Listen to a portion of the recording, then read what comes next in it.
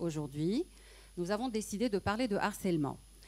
Nous nous réunissons pour approfondir notre compréhension de cette problématique complexe et partager des perspectives, des connaissances et des solutions qui nous permettront d'agir de manière proactive. Le harcèlement au travail, c'est une réalité préoccupante qui affecte de nombreux individus, organisations et la société en son ensemble.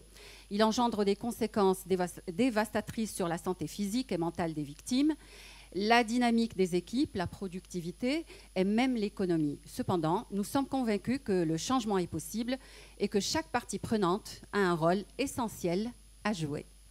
شكرا عزيزة، مرحبا بكم في لقاء جديد من لقاءات الخميس اللي كتعقدها لجنة المناصفة والتنوع بالقناة الثانية. اليوم واحد الموضوع شوية صعيب وكان عندنا نقاشات كبيرة، اولا باش نتفقوا عليه وثانيا باش نشوفوا ليوتيليتي ديالو وكيفاش غنقاربوه، اللي هو التحرش في العمل. اكيد العدد كبير من الراي العام اللي كيسمع التحرش كيمشي مباشره للتحرش الجنسي، ولكن اكيد كذلك ان كاين اشكال مختلفه فيها اللي كنعرفوها فيها اللي ما كنعرفوهاش. باش نقربوا اكثر من الموضوع قبل ما نعرفوا المتدخلين والمتدخلات المشكورين اللي حضروا معنا هذا اللقاء، نقترح عليكم واحد الشهاده اللي كان واحد المجهود كبير ديال زميلتي عزيزه العيوني، انها هي اللي لقات الشهاده بحقيقه ديال واحد الشخص. نسمعوا الشهاده ديالو اللي غتقربنا شويه بشكل كونكري للموضوع. السلام عليكم. انا وحده من هذوك النساء اللي كيعيشوا تاع الهارسيلمون مورال او سان دو لانستيتيوشن او il travaille. ليستوار ديالي حسيت بالتعرض للهارسيلمون بحكم انه تم اتهامي بواحد السرقه ولا توجد اي سرقه. في التقارير ديالي يعني لا توجد اي سرقه. حطوني في ان كوان اون فاس دو تواليت وجي envoyé un mail dans ce sens. Troisième chose, كاين ان كوليغ sa femme elle travaille avec nous, هي اللي كتحكم في لا ديسيزيون ديالو اللي تعسف عليا اما طلبوا مني نبيع 3 ايام ديال الولادات ديالي المساعده ديالي مقابل انهم يعاونوا يعطوني فلوس. ما خدمت معاهم ديرون هذيك لا بيريود كامله لانهم ايزون ان بروبليم. طلبت فيهم ما عافاكم داكشي الوعد ديالكم قالك ما عندناش ان بروسيدور اللي كتعطيك. حيدوا لي جميع الصلاحيات ديالي في السيرفيس وخلاوني كيتفرجوا فيا شاك جور كيبتسموا وهما كيشوفوا فيا جور ابري جور. هادشي اثر فيا. لي زارسيلمون اللي طراو اللي كاملين وصل وصفهم بهذه السرعه ما اللي عشتهم كل وحده فيهم كل وحده فيهم نقدر نبقى فيها سنين وانا كنعاود فيها على الحجم ديال الالم اللي دار ليا والضغط النفسي اللي عشته والليالي اللي كنوض في الليل كنغوت لانه الرعب ديالي.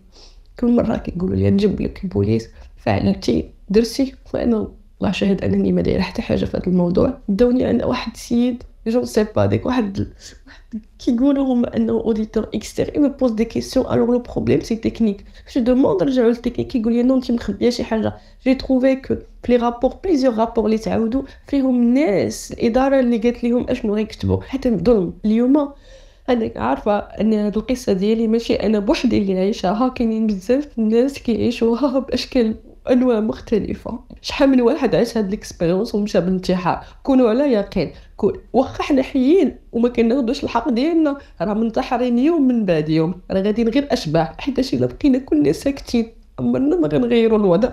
هذا الوضع اللي انا عشته بالالم ديالو كاينين ملايين الناس اللي كيعانيو منه حاليا. الوغ حنا جيسكا كون بقى ساكتين، حنا جيسكا كون غنبقاو معنفين وصابرين وما نقدوش نهضروا حيت الاخر كيشوف بينا بهذه النظرات. انا غنبقى تبع الحق ديالي وكنقول اي انسان تعرض لهذا الشيء اللي تعرضت ليه ما يسكتش. Eh bien justement, cette dame, elle m'avait contactée sur Facebook le jour où on préparait la conférence et elle ne comprenait pas ce qui lui arrivait. Et elle a commencé déjà par créer un groupe Facebook, je pense, où elle demande aux gens de témoigner, de comprendre déjà le phénomène de harcèlement, parce que beaucoup d'entre nous l'ont certainement vécu d'une manière ou d'une autre, mais sans comprendre ce que c'était en réalité. Et ça m'amène au premier axe que nous allons débattre aujourd'hui. Quelle compréhension et forme du harcèlement au travail? Comment définir le harcèlement au travail? La question s'adresse à vous, Monsieur Ali Serhani. Donc, comment définir le harcèlement au travail? Quelles différentes formes peut-il prendre? Parce que souvent, quand on parle de harcèlement, on le lie à la sexualité, on ne parle que de harcèlement sexuel, alors qu'il peut être moral, il peut être discriminatoire, il peut prendre plusieurs formes. Et surtout, ce qu'on oublie toujours de mentionner, c'est que le harcèlement peut émaner d'un homme ou d'une femme, d'un supérieur ou d'un subordonné. Donc, il prend plusieurs formes. Alors, comment comprendre et comment définir le harcèlement au travail? Donc, vous m'entendez? Oui, c'est bon. Alors, bonjour tout le monde, merci pour votre invitation. Bon, alors avant de vous donner des définitions, j'aimerais bien que l'on soit très clair. Depuis que j'étais gosse, mes parents me disaient une chose extraordinaire, Al-Qadi qui se m'amjouj. Faites très attention avec cela. Quand on parle de harcèlement, il faut faire très attention parce que harceler quelqu'un ou quelque chose comme cela demande des preuves, on en a discuté tout à l'heure, mais bon, il faut faire très très attention. Dans le conseil RH, ça fait 30 ans qu'on fait du conseil RH et du recrutement. On a écouté aussi bien les deux parties, salariés, l'employeur, tout ce que vous voulez. Et parfois, la faute n'était pas là où on croyait qu'elle était, malgré qu'il y avait des gens qui vous racontaient des histoires à dormir debout. Mais quand on avait l'information exacte, à partir de personnes objectives, quand je dis objectives, ce sont des personnes qui dissocient ce qui est personnel du professionnel. Je peux par exemple ne pas aimer Khadija, mais je reconnaîtrai que professionnellement, par exemple, elle est top du top. C'est l'objectivité. On reste quelqu'un d'objectif. Très bien.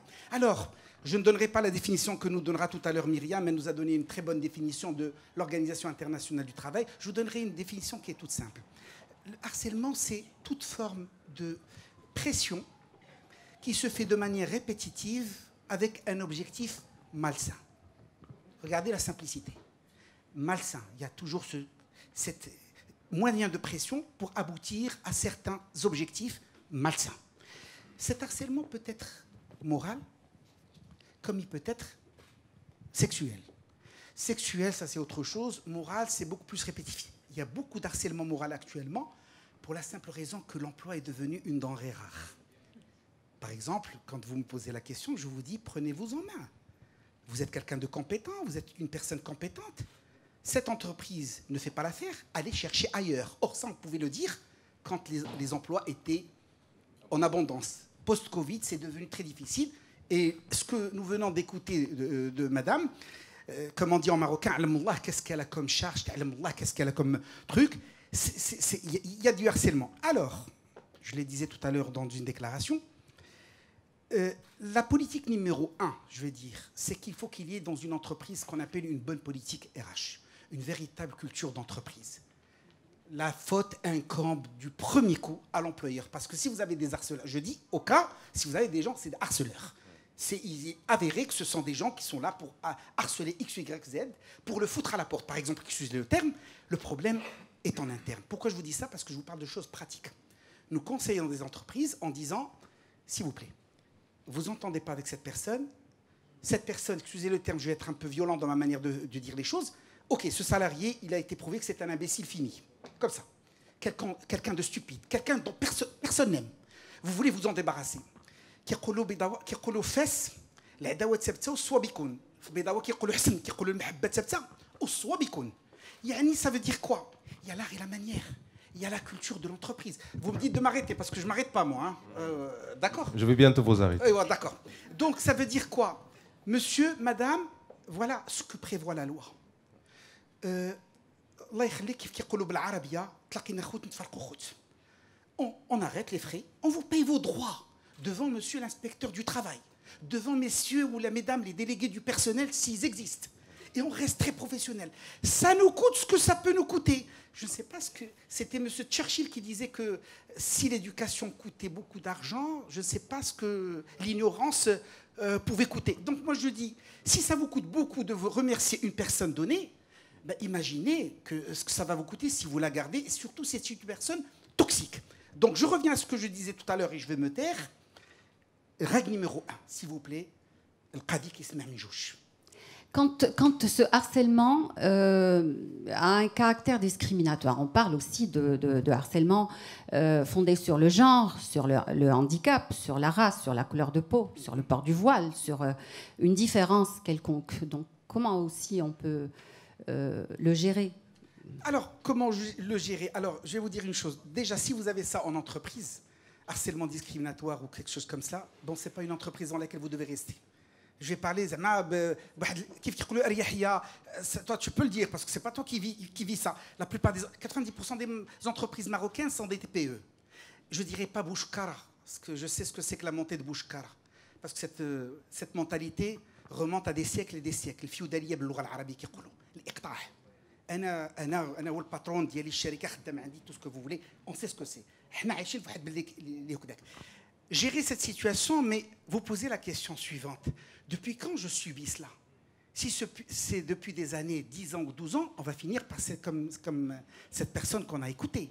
Mais je dis aux générations qui arrivent, aux conseils qu'on donne au niveau des conférences qu'on fait dans les universités ou les grandes écoles ou bien les universités, facultés marocaines, tout ce que vous voulez, c'est de vous prendre en main, d'éviter d'en arriver là. En arriver à ce que vous venez de dire. Vous savez pourquoi, madame? Parce que nous avons un grand problème au Maroc. Ça, on a arrêté depuis longtemps. On devient familier. Qui n'a de au sein de l'entreprise. Quand mon supérieur, quand et je sais de quoi je parle. Hein. Je vous dis, je peux vous le promettre qu'il y a des gens qui savent ces personnes savent ce qu'elles font en entreprise. Et jusqu'à aujourd'hui, 40 ans d'entreprise, une ou 3 ou 4 personnes ما كاينش شي حد كيزيد معاهم في الكلام احترام.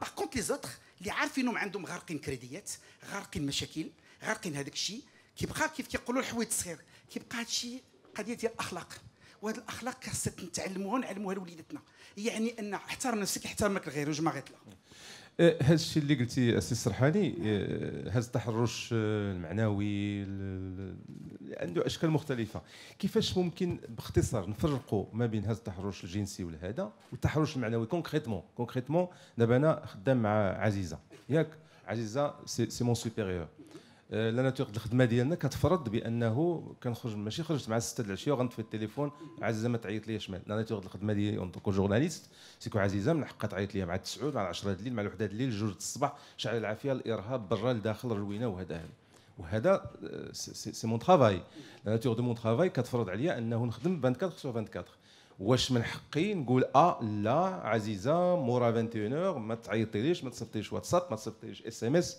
واش من حقي بغيتي كيف كيقولوا بيضاوه بغيتي الحق ولا ولد عمو انا ماشي بيضاوي انا عارف انا كبرت مع بيضاوه tout d'abord ماشي من حقك aujourd'hui ceux qui nous écoutent si non aujourd'hui vous pouvez pas vous permettre de dire à votre employeur c'est pas un moment d'appeler mais attention et ça je l'avais dit tout à l'heure si Aziza t'appelle chaque jour que le bon Dieu fait à 2h du matin pendant 7 jours ou 8 jours comme on disait tout à l'heure. Ça, c'est du harcèlement. Il faut chercher un autre terme. Mais au niveau du boulot, quand on travaille, c'est ce qui arrive au niveau des contrats de travail que signent les cadres supérieurs. Les cadres supérieurs, qu'est-ce qu'il est écrit dans leur contrat de travail? Que leur salaire implique leur disponibilité. Ça même si tu travailles 8 heures par jour ou 12 heures ou quelque chose comme ça, votre disponibilité. Je vous donne un exemple de rien du tout. L'employeur et l'employé. On avait un client qui avait la maison mère à Dubaï. La 380, les Kankim de Casablanca à Dubaï, je pense que c'était un mardi à 1h du matin. Le mec était tellement... Il voulait recruter un comité de direction. Et Hadsid était tellement pressé ou stressé, ça qu'il y a un message, je suis son fournisseur, recruteur, à minuit. Et il me dit, Ali, s'il te plaît, demain matin, je te risque de t'appeler. Je l'appelle, s'il te plaît, je pars à Dubaï, si tu peux recruter pour moi des gens, etc. Appelle-moi même à 4h du matin. Ça, c'est pour plaisanter. Mais au niveau du boulot, ça se voit quand est-ce qu'il y a harcèlement. Ça se voit quand est-ce que Aziza n'aime pas jamais. Ça se voit quand jamais est peut-être un glandeur. C'est pas un bosseur, c'est... Ça se voit. Mais si vous êtes un glandeur, Aziza doit se débarrasser de vous. Elle ne doit pas vous garder bête. Elle ne doit pas vous harceler parce qu'elle perd son temps, elle perd le temps des autres. Alors, l'harcèlement sexuel, permettez-moi d'être sincère avec vous. On a eu des cas d'harcèlement sexuel. Quand on est venu nous voir, parce que bon, parfois on fait office de médiateur. القاضي كيسمع من جوج قبل ما نوصلوا للمحامي لان ملي كتوصل للمحامي بحال dans l'inconscient de la personne, c'est comme si tu es déjà arrivé au point de non-retour. Bon, maître, qu'est-ce que nous faisons, nous? Nous demandons, les deux personnes, quand sont au juge, il y a le client, mais la personne également, quand on l'a, ou si ce n'est pas moi, c'est Hasna, c'est Samira, c'est les autres collègues, ou Mouna, etc. Est-ce qu'on peut poser des questions qu'il faut? On essaie d'être très professionnel. Ben, figurez-vous que la plupart des fois, il s'est avéré que les harcèlements sexuels, parfois il y avait des avances qui étaient faites indirectes, mais chez des avances, dire par la personne elle-même qui a ouvert les portes à son supérieur, qui a cru comprendre. Vous savez, entre la réalité et ce qu'on a cru comprendre, alors il faut se réveiller. Et c'est ce qui a créé un problème. Et ça a commencé par des termes un petit peu, je dirais, et ça, c'est parti. Et tout le monde était au courant de cela. Donc il fallait qu'elle stoppe ça dès le départ, plutôt que de laisser les choses telles qu'elles sont. Je ne suis pas d'accord avec vous. Oui, mais bien sûr, c'est pour ça que je vous dis. On n'est pas d'accord. Non, mais justement, on ne va pas justifier un acte en disant que l'autre, il a permis que... C'est un peu la même chose, je crois. Bien entendu. Là, peut-être que je me suis mal fait comprendre. Je vous dis, on essaie de comprendre. Vous avez regardé les termes que j'utilise. On essaie de comprendre d'où vient le problème. Vous avez en face de vous peut-être une personne qui est faible. Avec le harceleur Brasso, il est faible mentalement peut-être. C'est quelqu'un qui croit voir. C'est comme Jeanne d'Arc qui entend des voix, etc. Et on se dit bon, il y a un problème dès le départ. Ce qui s'avère vrai, c'est que la personne qui a harcelé a failli. Elle a failli harceler, pas la personne qui était harcelée. Le harceleur a failli parce qu'elle n'a pas joué son rôle. C'est pas parce que la personne vous a parlé bien comme il faut que vous faites ce que vous voulez. Donc vous comprenez ce que je veux dire. سي كلير سي صلاح واضح. رضا محسني، هاد الضحيه يكون راجل ولا امراه، شاب ولا شابه اللي ضحيه ديال هذا التحرش اللي كنتكلموا عليه، اكيد انه هذا التحرش هذا عنده اضرار، عنده اثار وعنده نتائج. الا بغيت نسولك اولا على لا فيكتيم اون الميم، شنو هي الاضرار والنتائج على لا فيكتيم قبل ما نذكروا على لونتربريز كلها وعلى المجتمع؟ D'abord, merci pour l'invitation, merci au comité parité et diversité, à la direction 2M. Alors, au niveau de la victime elle-même, il y a des conséquences psychologiques, il y a des conséquences comportementales, et il y a des conséquences, on va en parler après, sur l'entreprise elle-même, et il y a des conséquences, à mon humble avis, sur la société en général. Sur le plan de la victime elle-même, on va observer des symptômes psychologiques tels qu'une baisse de concentration, d'attention volontaire. On a une chute d'estime de soi, c'est-à-dire que la victime va commencer à douter de ses propres compétences par rapport à sa productivité, par rapport à sa perspective d'évolution. Au niveau comportemental, on va observer souvent d'abord un absentéisme, et peut-être ça va vous surprendre aussi, mais on pourrait observer un présentéisme. L'étude qui a été faite sur le dossier France Télécom, qui a fait couler énormément d'encre et qui a connu le suicide de plusieurs collaborateurs, c'est des collaborateurs qui accusaient énormément de présentéisme. C'est-à-dire c'est le fameux employé qui arrive en premier au travail et qui est le dernier à sortir, qu'on a toujours la lumière allumée au bureau le soir. Et c'est une espèce de dédoublement d'efforts de la part de la victime pour essayer de pallier au manque accusé par le N+1. Donc à partir de là, ça va avoir un impact sur le bien-être psychologique, sur l'équilibre psychologique de l'individu. Ensuite, au niveau comportemental, j'ai reçu énormément je me rappelle d'ailleurs, ce témoignage est tellement décapant, c'est choquant, mais j'ai l'habitude d'entendre ça de la part des victimes qui en souffrent, où une victime m'a dit, quand j'arrive au parking de l'entreprise, il faut que je prenne 3 anxiolytiques avant d'entrer, parce que sinon, je n'arrive pas. Je n'arrive pas à faire mon travail. Et une fois que j'avais oublié, j'ai fait 1h30 de route pour rentrer chez moi, pour ramener mon médicament, prendre l'anxiolytique et entrer. C'est-à-dire que c'est devenu un espace anxiogène. Voilà le terme. Il y a une anxiété, un stress chez l'individu qui, en prime abord, va avoir un impact psychologique. Ensuite, ça va avoir un impact sur le corps même. C'est ce qu'on appelle la somatisation. On va observer des troubles du sommeil, des troubles digestifs, des éruptions cutanées, tout le corps va se mobiliser pour faire passer un message à l'individu, pour lui dire arrête. Vous êtes dans une pente dans une chute énorme et le corps prend le relais pour informer l'individu qu'il faut arrêter. En consultant un médecin de travail, il le recommande à un autre médecin spécialisé qui lui dit « Vous n'avez absolument aucune origine organique de votre trouble digestif ou trouble du sommeil ou éruption cutanée. » Dès lors qu'on prenne ces fameuses 2 semaines, c'est très connu comme recommandation première pour pouvoir, parce que ça présente un tableau clinique qui est parfaitement le même que celui d'une dépression chronique. Sauf qu'au bout de 2 semaines d'arrêt de travail, on commence à voir la disparition des premiers symptômes. Et c'est là qui va nous indiquer que probablement nous sommes devant un syndrome d'épuisement professionnel qui est lié à un harcèlement qui a commencé depuis une belle lurette, mais l'individu, la difficulté que l'on a en tant que thérapeute et en tant que de centre d'accueil, c'est de faire comprendre à l'individu qu'il subit un harcèlement. L'individu de lui-même, c'est-à-dire le témoignage de cette victime, elle a fait déjà plus de la moitié du chemin. C'est-à-dire qu'elle arrive à reconnaître qu'elle subit un harcèlement moral ou professionnel. La plupart des victimes ne le savent pas, n'arrivent pas à mettre des mots sur ce qu'ils sont en train de vivre. C'est des personnes qui vont se rendre elles-mêmes coupables de ce qui leur arrive. Si je n'arrive pas à avoir le poste pour lequel je postule depuis 3 ans, c'est à cause de moi. Et d'ailleurs, mon N+1 me le rappelle. Me rappelle que je ne suis pas assez performant, me rappelle que j'ai pris des kilos de trop, me rappelle que je viens souvent en retard alors que je viens comme mes camarades, que je traîne dans le déjeuner avant de reprendre le travail.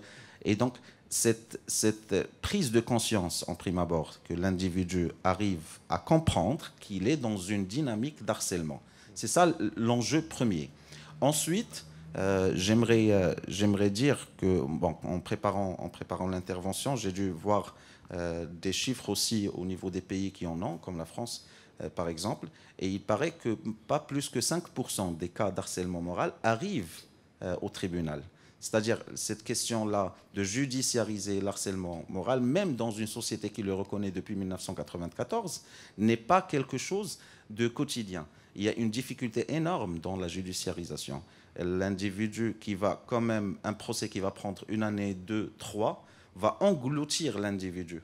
Il ne pourra pas subir pendant tout ce temps-là ces aléas judiciaires, ces aléas professionnels, et comment cohabiter dans cette entreprise en étant la victime. Donc la plupart des victimes préfèrent ou bien trouver un arrangement dès lors qu'il y a la capacité de fournir des preuves, ou bien quitter l'entreprise tout simplement. Et très souvent, ce que je remarque, c'est que les victimes d'harcèlement professionnel, ce sont des personnes qui aiment leur travail. C'est des personnes qui ont un lien affectif avec leur travail. C'est-à-dire le fameux paresseux, le fameux, on va dire, tricheur, ne risque jamais d'attraper un syndrome d'épuisement professionnel. Pour lui, ce n'est qu'un travail. Mais chez ces personnes-là, le travail a une signification énorme. Ça prend une place énorme. Malheureusement, on va parler moins de l'harceleur que de la victime. Je préfère qu'on parle de la victime davantage.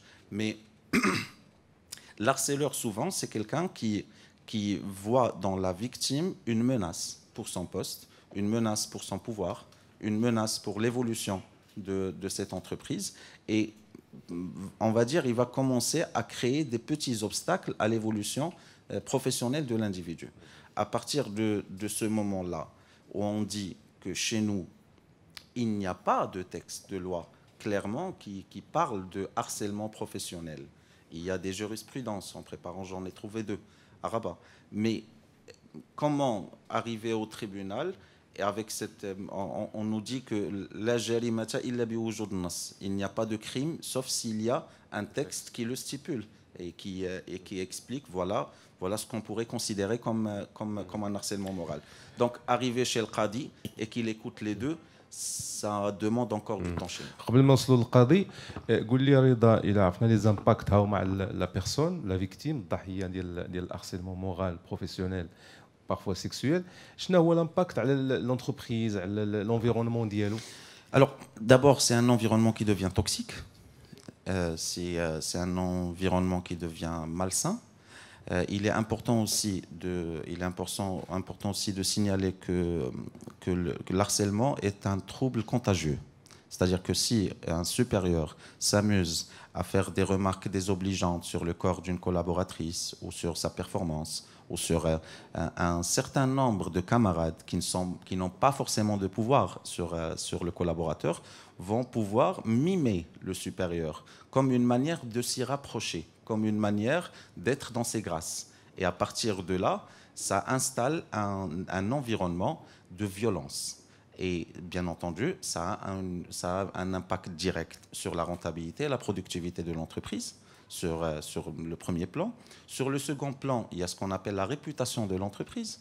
Et on va dire que, par exemple, chez nous, au Maroc, il y a, pour ne pas les nommer, mais il y a un certain nombre d'entreprises ontologiques, historiques du royaume, où aujourd'hui, pour les jeunes talents diplômés, préfèrent ne pas y mettre les pieds, parce qu'ils en ont entendu des histoires à dormir debout. On en a entendu comment on a des individus qu'on a côtoyés et qui avaient une belle carrière devant eux, comment ils ont été saqués, comment ils ont été mis à l'écart, comment ils ont été placardisés. Voilà le terme. L'harcèlement est d'abord une prise de distance de l'entreprise avec ses différents acteurs par rapport à un certain collaborateur, et cela va s'inscrire dans la durée, dans l'intensité et dans une fréquence, une régularité autrement dit, qui va rappeler l'individu qu'il n'est pas le bienvenu. Donc il y a un impact sur la productivité de l'entreprise et il y a un impact sur la réputation de l'entreprise qui aurait, à partir de ce moment-là, du mal à fidéliser les talents de l'entreprise et qui aurait du mal à attirer d'autres talents. Donc il y a un impact sur l'entreprise et j'ai envie de dire aussi sur la société en général, parce que cela installe un environnement d'injustice, et de violence, d'abus. Et probablement ce n'est que dans une lecture vraiment historique de la fonction du travail, comment le travail a évolué comme concept, qu'on pourrait comprendre probablement cet aspect de comment ça se fait qu'un supérieur qui coince un collaborateur dans un bureau et qui le harcèle de manière directe, de manière subtile, de toutes les manières possibles, et qui nous rappellerait quelque part une histoire assez sombre de la traite négrière. C'est-à-dire qu'un supérieur envisage chez lui que le collaborateur est un esclave à son service et qu'il peut être son souffre-douleur. C'est tout un chacun a une vie, a une frustration, a une vie en dehors du travail. Et quand le collaborateur commence à payer la frustration du supérieur, quand il commence à être le souffre-douleur du supérieur, là on pourrait considérer que c'est... s'il te plaît دقيقة. ربما كنتكلموا بالمنطق ديال لونتربريز وديال السيكتور بريفي ياك في لا فونكسيون بوبليك هذاك لو بلاكارديزي ما كاينش شي واحد اللي هو كيقلب يتبلاكارديزا في الموظفين وهذا المهم يجي 8 ونص الصباح يخرج مع 3 ولا 4 وهذيك افضل يعني وضعيه اللي كيتمناها هو. ممكن لي نكون الا متفق معك. C'est-à-dire que كاين واحد الهامش ديال اللي اون فا dans n'importe quelle étude كاين هذاك الهامش ديال l'erreur, هامش الخطا. Et cette marge d'erreur, plusieurs pourraient s'y loger. Les paresseux, les tricheurs, énormément de personnes, aussi bien dans le public que dans le privé. J'aimerais attirer l'attention aussi sur probablement un espace où on évoque moins dès lors qu'on parle d'harcèlement professionnel, c'est les femmes de ménage, celles qui travaillent dans les domiciles, les travailleurs dans les domiciles, où il y a absolument aucun droit de regard d'aucune institution que ce soit, ni inspection de travail, ni institution de tutelle, ni syndicats qui peuvent intervenir à un moment donné ou être un accueil des doléances des dites femmes qui peuvent souvent, d'ailleurs on a suivi des faits divers tout au long de ces dernières années, où plusieurs, on va dire, femmes de ménage ont subi des agressions caractérisées. N'en parlons pas des agressions psychologiques continuelles et régulières. Encore faut-il prendre conscience de ces agressions, comme on a vu dans le témoignage et comme vous l'avez si bien cité, et que l'on se rende compte qu'on subit effectivement un harcèlement. Vous avez dit que le cas extrême auquel ça peut aboutir, c'est le suicide. Je pense qu'on n'a pas de chiffres ici au Maroc, mais déjà quand ça amène à la dépression qui est une maladie, et il y a aussi le problème de la stigmatisation de la maladie mentale. Donc il y a beaucoup de gens qui subissent, qui n'osent pas aller chez un psychologue ou un psychiatre, quitte même à ne pas en prévenir leur supérieur, juste pour qu'ils ne soient pas stigmatisés ou qu'on dise que voilà, il y a un fou qui travaille avec nous. Donc voilà, ça crée beaucoup de problèmes. Mais en attendant d'en parler tout à l'heure avec vous, que dit la loi? Docteur Redam Hasni a dit qu'il n'existe pas de loi qui réprimande le harcèlement au travail. Est-ce que c'est vrai? Et vous arrivez du tribunal, donc vous avez traité une affaire de harcèlement. Donc, comment c'est géré chez nous? Tout d'abord, bonjour à tout le monde. Merci pour l'invitation et merci d'organiser la conférence sur un sujet aussi important et d'où on parle très très peu. Oui, effectivement, je viens d'arriver du tribunal. Jusqu'à 15h45, je plaidais et c'était un dossier d'harcèlement, c'était au pénal. Je partagerai plus tard avec vous peut-être quelques éléments pour illustrer les propos. C'est vrai que le docteur a dit qu'il n'y a pas de cadre légal. Vous savez, j'ai une tendance de vouloir contredire tout le monde. Et on a un cadre légal au Maroc. Le cadre légal au Maroc n'est pas aussi bien étoffé que le benchmark que vous avez fait à l'international, ça je vous l'accorde. Le cadre légal au Maroc, si on considère d'abord la notion d'harcèlement, c'est une notion d'harcèlement au travail, et qu'on vérifie les dispositions spécifiques au monde du travail, et notamment le code du travail marocain, on a d'abord une mention, à mon sens, qui est expresse au niveau de l'article 40 du code du travail, où on mentionne d'abord l'harcèlement sexuel directement et explicitement, et ensuite on fait référence à la notion de, je vais le citer, la pratique de toute forme de violence et d'agression dirigée contre le salarié. Donc je pense que c'est assez explicite. Ça couvre tous les aspects d'harcèlement, aussi bien sexuel, moral ou intellectuel ou professionnel, parce que n'oublions pas que l'harcèlement, il est multiforme. Ensuite, on a les dispositions de l'article 24 du Code du travail, toujours, qui met une obligation générale à la charge de l'employeur de préserver la santé et la sécurité de l'employeur, du salarié, au niveau du travail. Donc je pense que le cadre légal existe, et ça c'est au niveau des dispositions spécifiques au monde du travail. Ensuite, on a le cadre général dans lequel on vient puiser. Et le cadre général, c'est encore des dispositions qui sont expresses, et notamment du code pénal marocain, que je plaidais aujourd'hui il y a quelques minutes, et notamment l'article 503.1.1 du code pénal marocain. Donc je disais les dispositions du code pénal marocain qu'on connaît plus fréquemment sous la forme de la loi 103/13 concernant les violences contre les femmes, mais c'est une erreur. Ce texte-là ne concerne pas que les violences contre les femmes. Ce texte-là aborde la notion d'harcèlement, peu importe où elle se trouve, et notamment dans le lieu du travail. Et le fait d'harceler une personne, abstraction de la forme sur le lieu de travail, c'est une circonstance aggravante. Donc je pense que le cadre légal marocain existe. Maintenant, il faut une prise de conscience. Tout à l'heure, Silm Hasni, aussi bien Silm Hasni que Sisr Hani l'ont mentionné. Il faut d'abord cette prise de conscience qui amène à une prise de parole. Et c'est là où on est en train d'évoluer au niveau du Maroc, et les statistiques en matière de jurisprudence le démontrent, parce que effectivement, on voit aujourd'hui que les langues se délient, qu'il y a des plaintes qui sont de plus en plus déposées, non seulement au tribunal social, mais également au tribunal pénal.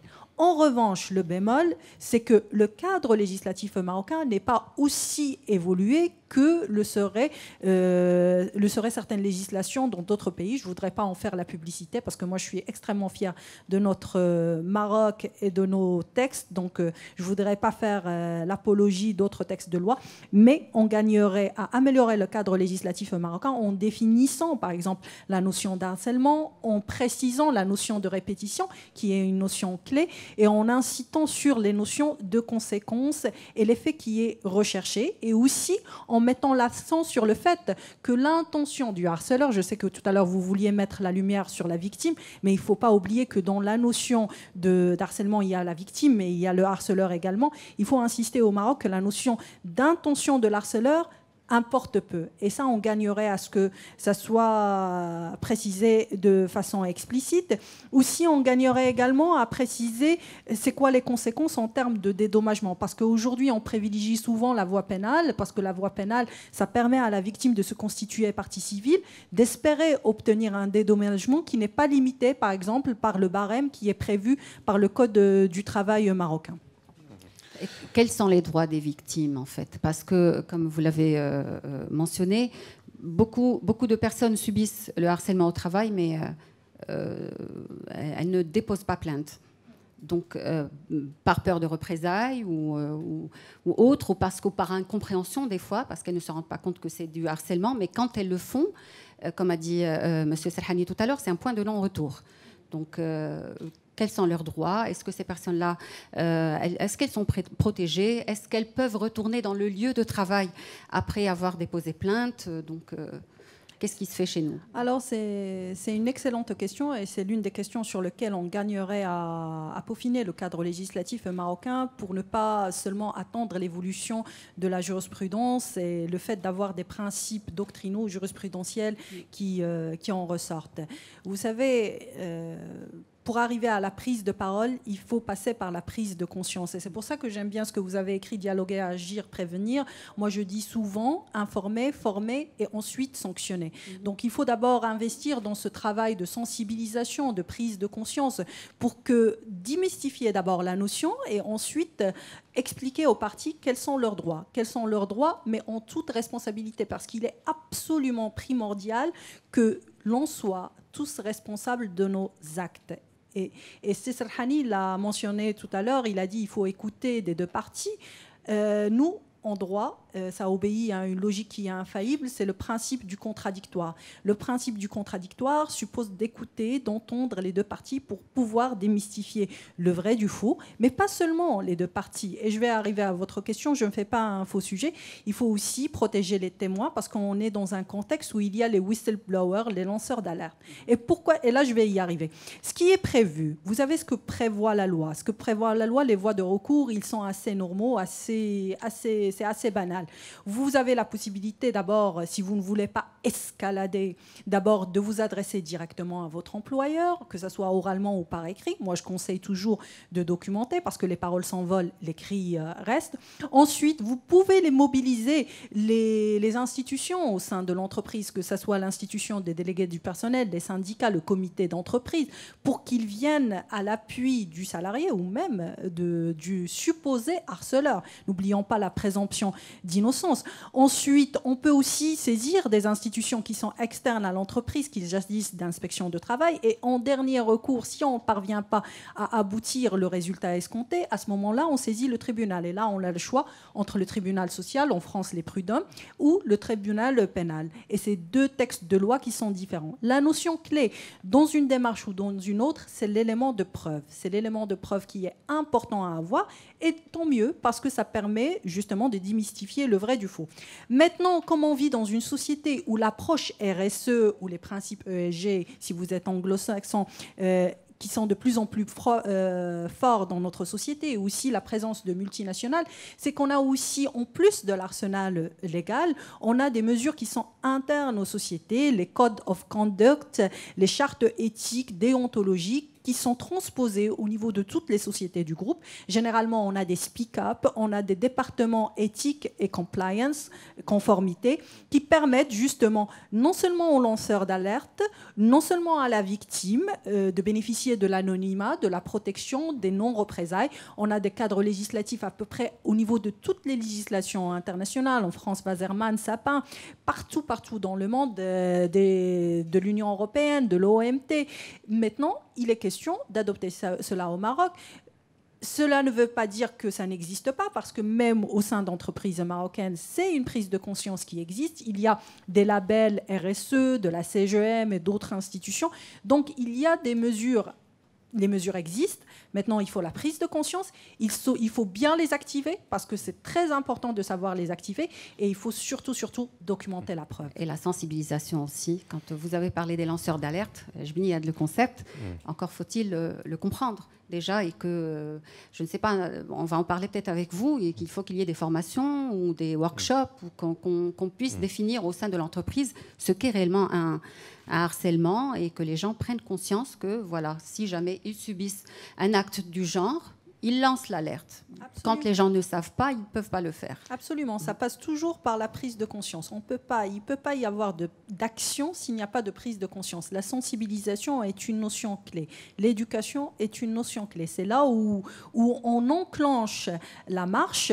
Maintenant, après, le droit, au-delà de son rôle pédagogique, il a un rôle coercitif qui, des fois, permet d'aller de l'avant et de passer à la vitesse supérieure. Les whistleblowers, c'est une notion qui est extrêmement importante. Il faut consacrer aujourd'hui la protection légale. Elle est assez disparate, elle existe au niveau de certains textes, mais ce n'est pas des mesures de protection explicites, à moins que ça soit prévu de façon interne au sein de l'entreprise. Et vous savez, là, c'est le contrat et ça devient la force du loi. Mais il faut toujours passer par la sensibilisation. Et en parlant de la notion de sensibilisation, je voudrais mettre l'accent sur la notion de responsabilisation. Parce que ce que je constate aussi, c'est que oui, certes, il y a une prise de parole, mais il y a aussi une perversion du système. Il faut toujours que la prise de parole soit une prise de parole qui est responsable et que ça ne s'inscrit pas dans le cadre d'un règlement de compte ou parce que la tête de monsieur ou de madame ne me revient pas et que je veux manipuler le système, parce que ça existe. D'où l'importance des valeurs. Madame Mariam Nossairi, puisque دخلنا le volet de la sensibilisation, de la prévention, à votre avis, شنو خصو يدار au niveau de la formation ديال البيرسونيل, au niveau des entreprises, واش كاينين des expériences par exemple au niveau international اللي يقدروا مثلا يفيدونا au niveau de l'information, la sensibilisation باش نعرف mes droits, mes obligations, فين كيبدا les comportements normaux, فين كيبدا le harcèlement. Alors, merci pour la question et merci au comité Parité et Diversité pour l'organisation de ce débat-conférence. Avant de répondre à votre question, j'aimerais juste revenir à la définition et rappeler que pour la première fois, il y a eu une définition de la violence et du harcèlement dans le monde du travail qui date que de 2019 et qui fait objet d'une convention qui est portée par l'Organisation internationale du travail, qu'on appelle la Convention 190 ou la C190, et qui définit le harcèlement et la violence dans le monde du travail comme un ensemble de comportements et de pratiques inacceptables ou menacent de tels comportements et de pratiques qui sont susceptibles de causer ou qui ont pour but de causer un préjudice et une discrimination d'ordre psychologique, économique, physique ou sexuel. Et c'est la première fois qu'au niveau global, il y a un consensus sur cette définition. Et je pense qu'on a soulevé le sujet de la définition du cadre juridique, du cadre pénal au Maroc. Une convention de ce type-là permet de mieux définir et de mieux explorer comment gérer les cas de harcèlement et de violence dans le milieu du travail. Cette convention spécifie également le harcèlement et la violence à l'égard des femmes. Et c'est quelque chose sur laquelle ONU Femmes travaille beaucoup avec l'OIT. C'est comment gérer et prévenir et trouver des solutions et protéger les victimes de la violence et du harcèlement basé sur le genre.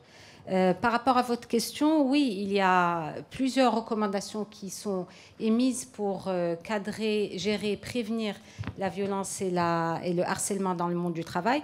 Ça commence tout d'abord, ça a été dit, par une politique. Il faut un engagement du top management au sein de l'organisation, au sein de l'entreprise par rapport à l'éthique et la gouvernance de l'organisation de l'entreprise. Ça commence aussi par une démonstration de la culture organisationnelle qui est penchée sur soit des principes RSE, mais également sur des principes de droits humains, égalité des chances dans l'évolution de carrière, égalité, promouvoir le leadership des femmes dans l'évolution de carrière. Ça commence également par la mise en place d'une stratégie claire et d'initiatives. Et je pense que la conférence débat aujourd'hui est une telle initiative qui sert à informer, à sensibiliser. Vous avez parlé de sensibilisation et d'information, ça ne se fait pas en une seule fois. La responsabilité d'une organisation ou d'une entreprise, c'est de faire de la formation et de l'information continue. Et ça, c'est, par exemple, des séances de formation, de définition pour s'assurer d'une compréhension commune. Et c'est là où il y a la zone grise, quand il n'y a pas une compréhension commune. Et c'est là où la politique n'est pas claire, quand on ne sait pas où on peut aller et où on ne doit pas aller. D'autres recommandations seraient de mettre en place des dispositifs au sein des ressources humaines, voire même dans des entités neutres. Ça peut être des cellules d'écoute, ça peut être une task force confidentielle. Il y a des expériences d'enquête annuelles, anonymes. On a même, quand on va vers l'intelligence artificielle, des chatbox qui sont mis en place, qui sont comme des boîtes à suggestions ou des boîtes à plaintes, mais qui sont dématérialisées. Il y a aussi la recommandation issue des organismes des Nations Unies, des agences des Nations Unies, qui sont cette obligation de proposer un appui et un support aux victimes. Et pour cela, c'est des dispositifs assez divers. Ça peut être des congés spéciaux. Quand la personne est victime d'un harcèlement dans le milieu du travail, parfois ça peut être même une violence domestique, mais dans le milieu du travail, soit parce que le conjoint suit jusqu'au lieu du travail, soit parce que le conjoint travaille dans la même organisation. Donc il y a des dispositifs de protection, d'anonymat, de congés spéciaux, de travail flexible. Tout ça, c'est des notions que peuvent prendre en compte les organisations et les entreprises pour justement prévenir et pour venir en appui à ces différentes victimes, hommes ou femmes. Très bien. Alors, je pense qu'il y avait des réactions tout à l'heure. Il y avait une réaction... ou alors nous allons ouvrir le débat avec le public. Et si vous avez des questions... وي عزيزه voilà. سمعنا المتدخلين ديالنا مشكورين شكرا بزاف نسمعوا كذلك الببليك اللي عنده شي سؤال une question une intervention ولكن غير تكون عفاكم la plus brève la plus concise possible. Juste, si vous le permettez, une petite précision par rapport à la convention 190 de l'OIT que vous avez mentionnée. Malheureusement, elle n'a pas encore été ratifiée par le Maroc.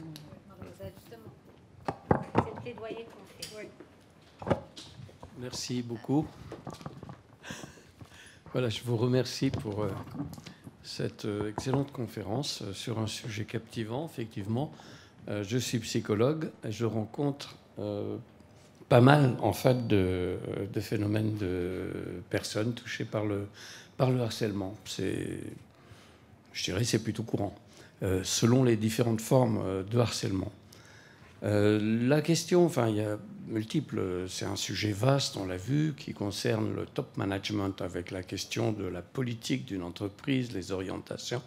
Il y a certainement beaucoup à faire dans l'accompagnement ici des entreprises pour la prise en compte d'un type de management qui favorise, on va dire, des relations saines dans l'entreprise. M. Serrani, tout à l'heure, il parlait d'objectifs malsains. Il y a un manque de sanité dans l'entreprise très fréquemment. Il y a des entreprises où le harcèlement, c'est une pratique courante, généralisée, et non pas limitée à des cas individuels. Il y a des côtés sordides. Les gens se tapent dans le dos, font des dénonciations à répétition, ce qui fait qu'une prise de poste pour une nouvelle personne peut être un enfer. Voilà, donc... pour faire court, je ne veux pas monopoliser la parole, je pense qu'il y a un phénomène de nuisance psychologique qui est établi et il faut lutter contre celui-ci par donc la dimension prévention, la mise en place de mesures. Dans les mesures, il y a des choses. Il faut bien sûr s'intéresser au top management. Si on a un patron un tant soit peu narcissique, c'est-à-dire insensible, centré sur ses objectifs, ne percevant pas tout à fait les problèmes des autres, ce qui arrive assez souvent, ça va faire tâche. On a dit aussi, comme Reda Masni tout à l'heure parlait du mimétisme en matière de harcèlement. Donc ça va en réalité très vite. Et il y a un beau travail à faire. Alors il y a un travail pour identifier aussi quelque chose dont on n'a pas parlé d'un point de vue clinique, c'est la personnalité des harceleurs. Parce que c'est bien de parler de la personnalité des victimes, il le faut pour les protéger, etc. Mais les harceleurs, c'est aussi un problème. On a parlé de conscience tout à l'heure. Est-ce qu'une personne qui pratique le harcèlement en est consciente? Pas toujours. Pas toujours. Elle peut le faire par une suite d'automatismes comportementaux et des croyances que ce qu'elle dit, c'est pas si grave, que c'est tout à fait normal. La personne n'a pas forcément conscience. Donc il faut aider au dépistage des personnalités qui ont une facilité ou une tendance à mal se comporter tout en ne le sachant pas. Parce que ce qu'il faut savoir, c'est qu'il y a des gens qui ont de grandes compétences sur un plan technique et donc à valeur ajoutée pour l'entreprise, et en même temps une affectivité cruelle, par exemple. Donc un individu dur et cruel peut faire beaucoup de mal autour de lui, tout en étant très rassurant pour ses supérieurs. Parce qu'il peut être très aimable avec eux et très dur avec ses collaborateurs, etc. Donc, faire tomber les masques. En d'autres termes, on pourrait faire apparaître l'ombre des managers. Il y a les outils. Voilà ce que je veux dire. Et il existe des outils comme le 360 degrés qui consiste à interroger les gens à droite, à gauche, les collaborateurs, les supérieurs, un petit peu tout le monde en interaction.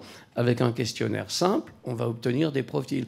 Et moi, je préconise de profiler exactement avec les traits qui font apparaître la psychopathologie. Parce que chaque fois qu'il y a des troubles graves de la personnalité, ils s'accompagnent d'une nuisance pour l'environnement.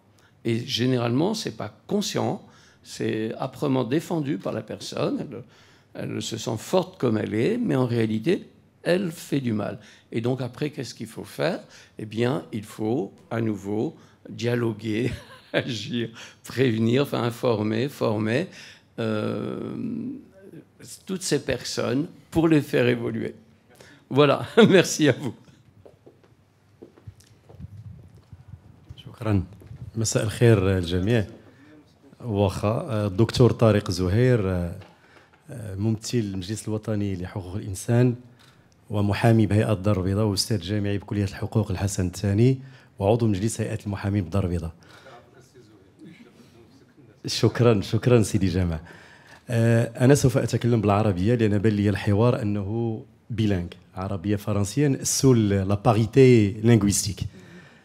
وستكون مداخلتي مقسمة. أولا كنقدم لكم الشكر باسم السيدة أمينة أبو عياش التي انتدبتني للحضور باسم المجلس الوطني لحقوق الإنسان بينكم، ونحن سعداء بهذه الشراكة ومستعدون للعمل المشترك معكم لإنجاح مثل هذه المواضيع.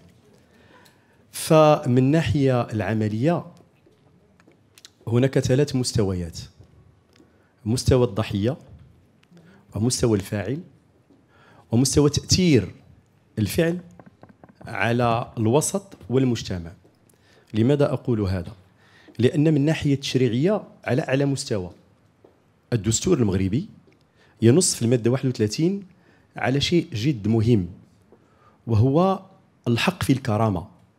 عندما نتحدث عن الاعتداءات خصوصا التحرش فهو لا يمكن ربطه فقط بالجنس، فإشكالية الجندرة في تحديد، ويجب أن نحدد هل نحن أمام ظاهرة أم أمام آفة، ان فلو وان فينومين. لأن عندما نلامس الواقع وهنا تأثير انتشار السلوك، فانتشار السلوك كعدوى سلوكية نجدها ليس فقط تحرش في العالم الواقعي، بل مرت إلى العالم الرقمي. وفي العالم الرقمي نجد على أن يسهل الإثبات. والغريب في الأمر على أن نحن كمجلس وطني لحقوق الإنسان عندما تتبعنا الحالات القضائية وجدنا على أن هناك مخالفة لمسألة الحماية المجالية. ليس المجال الحضري أو المجال المدينة أو المجال لا فيل كوسموبوليتان، لا، أن بعض المناطق التي نعتبرها نائية هي التي كانت فيها قرارات جريئة. لمعاقبة التحرش. وغالبا ما يكون هناك لو ستيريوتيب أن التحرش هو تحرش جنسي، وتحرش تكون الضحية فيه المرأة. أبدا، هناك حالات يكون فيها حتى الرجل، وليس دائما الرئيس هو الفاعل، بل حتى المرؤوس أحيانا يكون هو الفاعل. وكذلك المثلية، لأن المثليين هم أكثر الضحايا. والغريب في الأمر على أن مستوى الكلية نلاحظ على أن الضحايا أحيانا يكون إما الأستاذ ضحية طالب أو طالبة كنوع من التحرش. لأن أنا سوف أسائل الأستاذ رضا محاسني باعتبار يعني صديق العائلة، لأنه تبارك الله عنده عائلة قانونية وقضائية. هو la nouvelle notion de la victimologie. C'est que la victime, c'est elle, comment dirais-je, c'est elle qui a intrigué, ou c'est elle qui a insinué à cette victime d'être sa proie. أعود وأقول على أن على مستوى المادة 40 كما قالت صديقتي الأستاذة نسرين، وهي للإشارة أستاذة ناشطة معنا على مستوى الاتحاد الدولي للمحامين، هو أن لدينا خلية الآن للاستماع لضحايا التحرش. والغريب في الأمر على أن المحاميات والمحامون والقاضيات والقضاة صاروا على المستوى الدولي بدورهن ودورهم ضحايا للتحرش. فالآن نعم، الآن أصبحت باريس، هيئة باريس التي تعرف كأكبر هيئة، خلقت خلية جديدة للاستماع لضحايا التحرش. ونحن على مستوى هيئة المحامين بالدار البيضاء لنا حالات تعكس نوع من التحرش الذي ليس لصيق بالتحرش الجنسي وبتحرش لكثرة العمل وإثبات الذات، ولكن المادة 40 كافية. والعمل القضائي والفقهي وصل في المغرب إلى درجة القانون الدستوري للشغل، بمعنى أن تنزيل دستور 2011 على مستوى أرض الواقع وكذلك عمل مؤسسات الحكامة جعلت أن لدينا الآن قانون دستوري للشغل. إذا أخذنا المادة 31 والمادة 19 من الدستور نجد على أن لدينا ركيزة أساسية للحماية منه. ولكن لحد الآن ليست لنا إلا إحصائيات 2021، والأعداد تثبت على أننا أمام ظاهرة مسكوت عنها وأمام آفة مخفية. لأن الإشكال البوح باعتبار أنك ضحية الإثبات، ولكن من السلوك اليومي تكون المرأة هي الضحية لأنها باعتبارها مهيئة من الجندرة لكي تكون ضحية المعاكسة.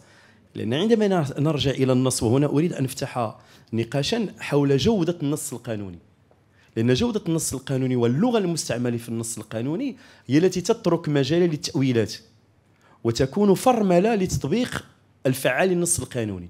لأنه يمكن أن تكون لنا كل النصوص القانونية، والآن نرافع بدورنا على الاتفاقية 190 لأنها جاءت في نفس الإطار الذي أتى فيه قانون محاربة العنف ضد النساء، وهو عنوان خاطئ زميلتي العزيزة، لأنه هو لمحاربة ضد العنف، لأن حددت المادة 1 نفس المرتكزات التي أتت بها الاتفاقية 1190 من منطلق اتفاقية سيداو التي تعتبر المرجع العام. ولكن هناك فصل خطير ولا يفعل ويمكن أن نحمي فيه الضحايا، وهو لا تريت هيومان. لأن لا تريت هيومان كأن المشرع المغربي عندما أتى بقانون محاربة التجار في البشر أتى بمقتضى جد واسع، لدرجة أن بعض البلدان المتقدمة من الناحية الحقوقية والقانونية ومن الناحية الدستورية، لأن ما زلنا ليس لنا الآن مساءلات القانون من الناحية الدستورية، لا كيستيون بريليمينير دو كونسيوناليتي مازال ما عندناش، كنتسناو القانون التنظيمي. فبالتالي في فرنسا عندما صدر قانون محاربة التحرش كان هناك نقاش قانوني عام لأن الفصل جاء فضفاضا، ولكن المشرع المغربي ولو عرف التحرش الجنسي أتى بمصطلح غريب، الإمعان. فكم هي مدة الإمعان؟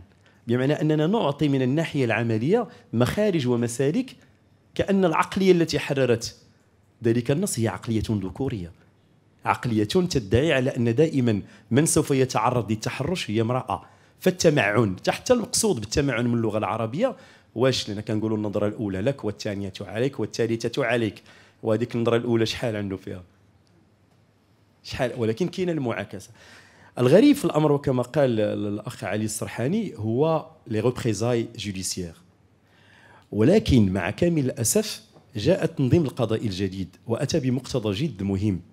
ولو أننا لدينا الوساطة الجنائية، إذا كانت العقوبة تتجاوز 2 لا يمكن أن نكون أمام وساطة.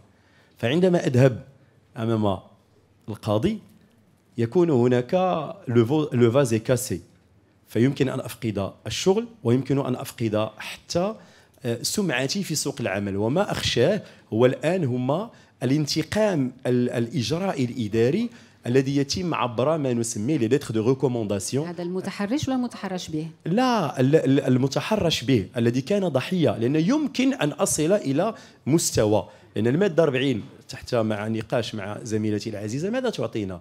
تعطينا التعويضات المترتبة عن الطرد التعسفي، ولكن كيف يمكن أن نثبت؟ لأن المادة 40 جاءت قبل تعديل القانون الجنائي، كأن الفلسفة التشريعية لا ليجيستيك ناسيونال وهندستها ذهبت في الأول إلى حقل العمل، ولكن عندما نقف عند المادة 502.1.1 تعطينا حقلا شاسعا.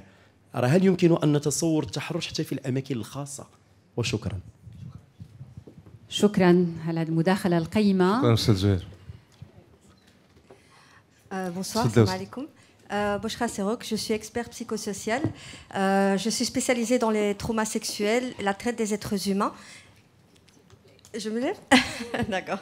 Je suis spécialisée donc dans la traite des êtres humains et je suis psychothérapeute neuro-émotionnelle, formatrice en neurosciences appliquées. Alors, ce que je vais apporter est un peu différent dans le sens où c'est un autre angle de vue, puisque je suis une belgo-marocaine qui est rentrée vivre au Maroc il y a plusieurs années. Et en Belgique, on a, comme vous l'avez cité, Maître, des textes de loi assez explicites par rapport au harcèlement moral qui demandent des preuves. Et souvent, dans la pratique, on est face à une souffrance parce que la personne doit apporter des preuves. Or, en thérapie neuro-émotionnelle et en neurosciences, on va expliquer qu'une personne victime de harcèlement attire, là je rejoins en partie monsieur, mais je vais expliquer comment, attire le harceleur parce qu'il porte en lui les prérequis de l'harcèlement. Alors quels sont ces prérequis ? Et là je rejoins aussi mon confrère.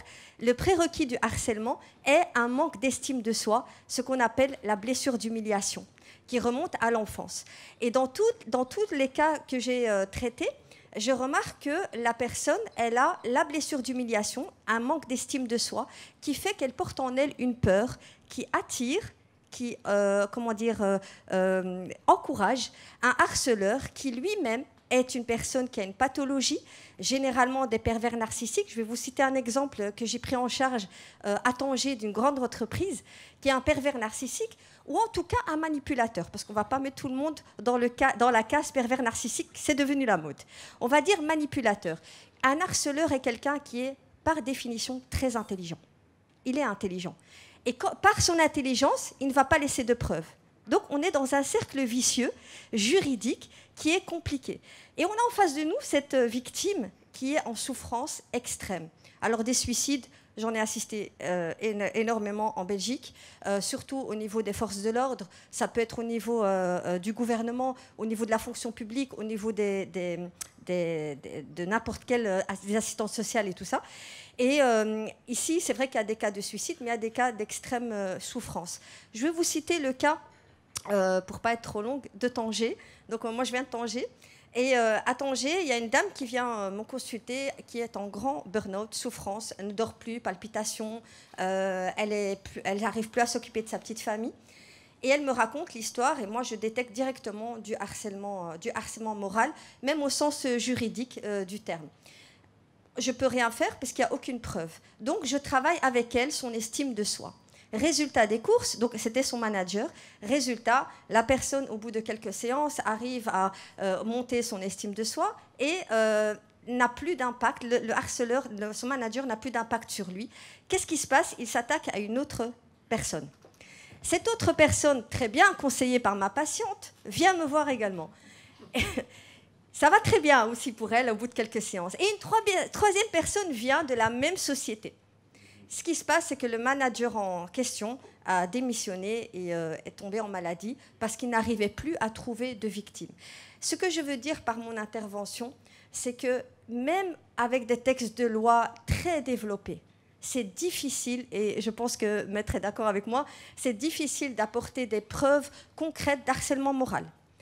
Mais que fait-on de la personne qui est en souffrance? Alors si on peut travailler directement sur elle, par la prévention, je suis intervenue plusieurs fois auprès de sociétés au Maroc, par la prévention pour dire attention, voilà c'est quoi le harcèlement et voilà pourquoi tu es harcelé.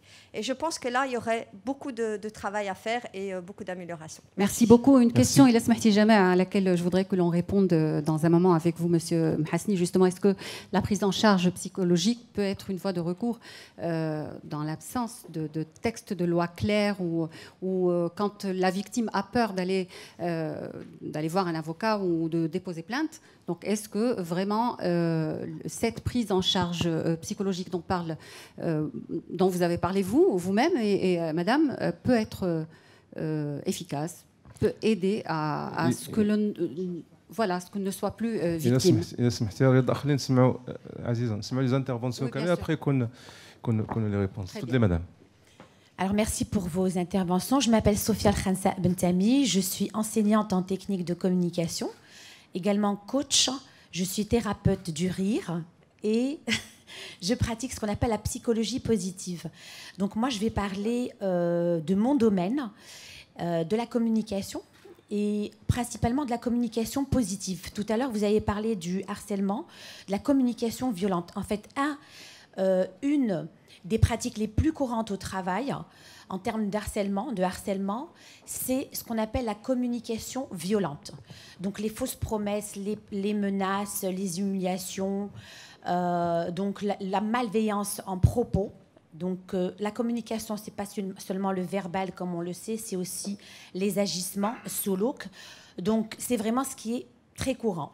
Alors pourquoi je parle de ça? Parce que tout à l'heure, Madame a parlé de la compréhension commune. Et Monsieur a également parlé de la mentalité, mais il a utilisé d'autres propos. En fait, je pense que pour permettre aux personnes harcelées de prendre conscience, et pas seulement, mais aussi aux harceleurs, parce qu'eux aussi doivent prendre conscience. La prise de conscience se fait des deux côtés. Il faudrait justement qu'on comprenne tous qu'est-ce que c'est que le harcèlement, pour pouvoir prendre conscience et le dénoncer, en parler. Et ça commence par l'école, ça commence par la maison, à l'intérieur de la famille. Parce que moi, en tant que professionnelle, je reçois également des personnes harcelées, mais qui ont peur de parler de ça à leurs parents, même à 50 ans et plus. Parce qu'on le sait, il y a la notion du tabou chez nous, les chômins. Vous avez parlé donc des gens qui vont pas en parler parce qu'ils veulent pas aller vers la loi. Moi, ça m'est arrivé personnellement. J'ai eu c'était pas du harcèlement, c'était différent. Donc c'est une histoire vraie. Donc un PDG, le mien, m'a manqué de respect lors d'une réunion avec des propos misogynes. J'ai répondu. Quand j'en ai parlé à ma mère, j'ai dit je vais le poursuivre en justice parce que j'ai subi un licenciement. La première des choses, c'était notre famille ne va pas chez les avocats. Voilà. Donc ça, on le voit assez souvent. C'est pour ça que je reviens à ce que je disais. Il faudrait qu'il y ait vraiment une compréhension commune et ça commence par la maison. Les parents doivent dialoguer. Il y a écrit dialogue, c'est merveilleux. Le dialogue, c'est pas seulement parler, mais c'est aussi écouter. À l'école, on doit commencer petit. À l'école primaire, on doit écouter les enfants de 7 ans parler. Ils ont beaucoup de choses à dire, et même 6 ans. Et on continue, on continue. Je vais finir, parce que vous avez demandé, je respecte, vous avez demandé à ce qu'on soit bref. Je vais finir par, je ne sais pas si c'est considéré comme harcèlement au travail. Comme j'interviens souvent, et je suis enseignante universitaire, j'interviens souvent dans des universités, eh bien, beaucoup d'étudiants subissent du harcèlement de par leurs professeurs. Alors, je ne sais pas si c'est considéré dans cette catégorie. Donc, du harcèlement très violent par « tu n'auras jamais une note meilleure ». Bon, des fois, c'est direct, des fois, c'est indirect. Donc, dans les universités, on doit prendre en charge, en termes de sensibilisation, l'étudiant, mais surtout le professeur également. Et merci. Voilà. C'est à vous.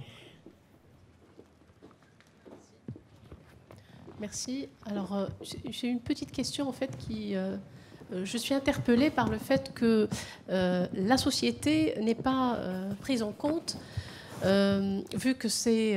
alors, le harcèlement, c'est une forme de violence. Violence invisible, violence symbolique. Et son caractère, en fait, est problématique parce que c'est quelque chose de tacite, qui passe voilà, implicite. On a vu un témoignage. Merci. Un témoignage, mais voilà, qu'en est-il des autres cas? Je pense qu'il faut réfléchir sur la question des rapports sociaux. Comment se construisent les rapports sociaux? Et là, c'est la question du pouvoir qui est centrale. C'est une question centrale dans les pratiques, dans la construction du processus des rapports, voilà, des rapports sociaux. Et voilà. Et ce, à travers le langage, parce que l'intervention de Madame m'a interpellée, parce qu'elle a évoqué la famille, l'école et tout, voilà, les institutions sociales. Et c'est à travers le langage que se construisent en fait ces rapports. Et c'est à travers le langage qu'on peut déconstruire également. C'est-à-dire, le travail se fait sur les représentations sociales, sur l'imaginaire, sur l'imaginaire, sur le système construit déjà. Tout à l'heure, vous avez évoqué la question du voile, la question des travailleuses de maison, etc. Il faut même pas une approche genre, mais une approche intersectionnelle pour pouvoir tout expliquer ou détecter. Alors, le travail se fait en fait sur la déconstruction, sur la reconstruction d'autres modèles de rapports. Voilà, je ne veux pas être longue. Merci. Voilà, merci. Merci beaucoup. Merci au comité Parité et Diversité. Merci également aux intervenants pour les contributions très très riches. En tout cas, moi, je les ai trouvées enrichissantes. J'ai deux questions. Désolé, mais elles vont être vraiment très pratiques parce que je suis venu assister ici pour sortir avec des actions. Ça, c'est une déformation professionnelle. J'en suis désolé. Et je vais poser une question par casquette. La première casquette, nous sommes ici, personnellement, je suis ici en tant que dirigeant d'entreprise. Une entreprise dans laquelle on peut voir ce type de situation se dérouler. Et aussi en tant que nous tous, médias, publics, qui doit jouer un rôle dans ce domaine-là. La première question, c'est, pour être tout à fait honnête, je suis incapable de répondre aujourd'hui à la question. Si une femme ou un homme dans cette entreprise, 2M, subit une situation de harcèlement, je ne sais pas quelle va être sa première action. Qui elle doit appeler, qu'est-ce qu'elle doit faire, s'adresser aux ressources humaines, à son manager. Des fois, il se peut que ce soit lui le harceleur. Elle est certainement dans une situation psychologique très vulnérable. Est-ce qu'il existe, est-ce que vous, professionnels, vous pouvez nous aider à mettre en place des outils qui d'abord vont aider à rendre ce sujet moins tabou. La première chose que CIGEM a dite au début de cette conférence, c'est que vous avez eu beaucoup de mal à vous mettre d'accord sur ce sujet en tant que sujet de conférence, ce qui est un peu inquiétant. Parce que ça veut dire qu'on considère que c'est un sujet qui est difficile, délicat, sensible. Or, ça ne devrait pas du tout être le cas. Donc, voilà, ma première question, c'est nous ne savons pas ce qu'il faut faire en tant qu'entreprise. Et je suppose que c'est le cas pour la majorité des entreprises marocaines. Ne savent pas comment appréhender cette question du point de vue vraiment concret et pratique. La deuxième question, c'est nous, en tant que médias, j'aimerais bien que vous nous disiez, vous, professionnels, est-ce que vous trouvez qu'on fait suffisamment pour rendre ce sujet compréhensible, intelligible auprès de l'ensemble des Marocains, dans ce cas-là précis, dans le monde du travail, ou pas? Et si ce n'est pas le cas, qu'est-ce que vous attendez de nous? Qu'est-ce qu'on doit faire dès demain pour que cette conférence à laquelle assistent 30 personnes puisse s'adresser à 30 millions de personnes? Voilà. Merci. تنظن بأنه أولا باش نجاوب على السؤال ديال السيد المدير، لا سونسيبيليزاسيون، تحسيس، نشرحوا للناس كيف ما جا على لسانك على انه ما عارفاش شنو ما حقوقي، ما عارفاش كيفاش نتعامل في الظروف هذا. يمكن الاعلام عنده هذا الدور هذا ديال التحسيس، نعرفوا بشنو هو، كيف ما كانوا يمكن داير في القناه الثانيه كانوا وصلات اللي تحسيسيه على شنو هو التحرش الجنسي. ملي كان هذاك القانون اللي تيعاقب على التحرش الجنسي بدينا تنشرحوا بشويه بشويه بانه هذه الوضعيه هذه الوضعيه هذه الوضعيه سي راه تعتبر تحرش جنسي. مهم على اننا نفهموا على انه ما يمكنش نعولوا فقط على هذاك المجهود الشخصي بحال اللي درتي ديال تمشي انت وتقلبي بوحدك وتحاولي تعرفي شنو اللي يمكن نصنفوا كارسيلمون وشنو اللي ماشي هو ارسيلمون. في بعض المبادرات غادي نقول الاحاديه ديال بعض الشركات اللي تيكون عندهم واحد الخليه انصات اللي فيها بسيكولوج، فيها يمكن حتى الجانب القانوني، واللي تشتغل باستقلاليه عن الاداره، يعني على ان عندها واحد الدور ديال استقبال التظلمات، واللي هي بدورها ريكاليفي واش هذا الشيء من تستدعي فقط على انني نصاحب نفسيا، المصاحبه النفسيه والدعم النفسي لهذه الضحيه هذه، او لا الامر يقتضي تدخل قانوني اللي باش يحفظ الوجه وباش يحفظ الكرامه ديال هذا الشخص. بالرجوع المره اخرى العائله، النسيج الصناعي في المغرب، le tissu industriel au Maroc est un tissu industriel composé principalement d'entreprises familiales. Et quand on dit entreprise familiale, c'est-à-dire des pères fondateurs. Et les pères fondateurs, alors ما نبغيش نوصمهم ابدا، لكن هذاك لو بير فونداتور في لونتربريز فاميليال بعض الاحيان تكون هذاك الاسقاط، لا بروجيكسيون دي فالور، هذاك الاسقاط ديال القيم اللي كاينين في الدار تنسقطهم على الشركه. فبار اكزومبل il y a des petites boîtes, des moyennes ou là des grandes boîtes familiales، وحنا اليوم ليله العيد اللي غادي يعطيو اون بريم ديال العيد الكبير واللي هما ما مجبرينش بها قانونيا، ولكن هذاك المبدا ديال رب العائله، هذاك المبدا اللي اوسي بيان يقدر يكون سخي في العيد الكبير او لا في لا رونتري سكولير، ولكن يقدر يكون ايضا قاسي في الملاحظات ديالو، يقدر يتعامل مع الشغيله ديالو بحال يمكن ديك القساوه باش يتعامل مع ولادو يمكن يتعامل مع لي كولابوراتور ديالو. وهنا فين الاستاذه شارت على انه ما تيهمناش شنو هو القصد ديال هذاك لومبلويور، هذاك اللي تحرش ما تيهمناش شنو هو اللي كانت النيه ديالو، اللي تيهمنا هو الاثر ديالو على لا فيكتيم. بالرجوع للمساله ديال علم الضحايا استاذ، اللي مساله مهمه جدا، وعلم الضحايا جاء بعد علم الاجرام. لا فيكتيمولوجي فينو ابري لا كريمينولوجي اللي بدات كعلم في مورا الحرب العالميه الاولى باش نفهموا شنو هما الاسباب ديال الحرب العالميه الاولى.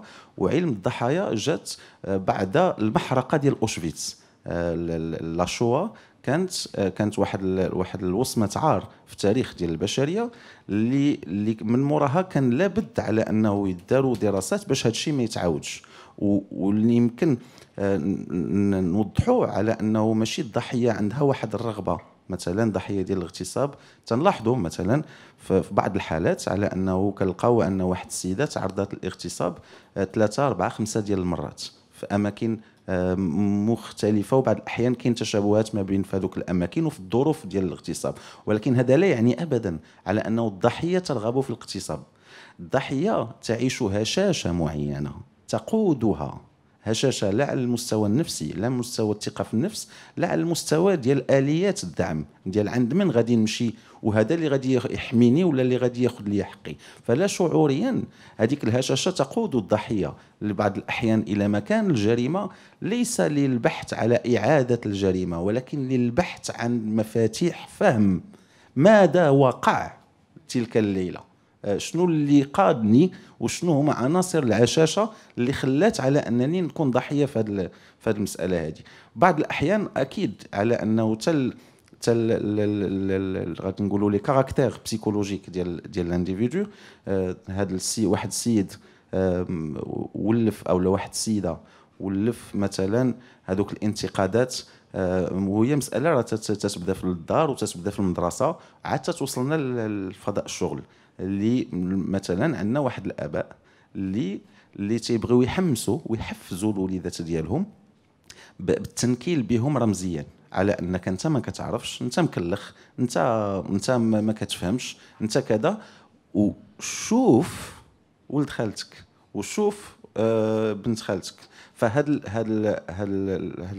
الديناميه ديال لا كومبيتيسيون à outrance elle amène justement à des abus et de la violence. À partir du moment où l'entreprise au niveau mondial mais aussi au niveau marocain دازت من un mode de management ديال l'évaluation collective du travail, l'évaluation personnalisée du travail, فقطعت العلاقات ما بين الناس اللي مثلا الزميله او الزميل اللي من شأنه على انه يحميني ولا يكون ان لونسور داليرت او لا يعطيني واحد الدعم معين، تتولي من مصلحته على انه نكون انا ارسولي، لانه في الاخر ديال السنه لا بريم ما تجيش على ليكيب مثلا كوميرسيال بوحدها، راه ليكيب كوميرسيال دارت واحد لو شيفر وغادي يعطيوها اون بريم ليهم كاملين، وهذا الشيء تيحفز انه ليكيب يكونوا متضامنين ويكون واحد ليسبري ديال المساواه.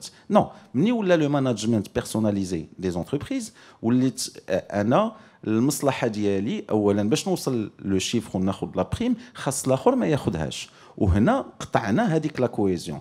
لارسيلمون باش نكون بعجاله، لارسيلمون il réinstalle à nouveau les inégalités dans la société. شكرا رضا.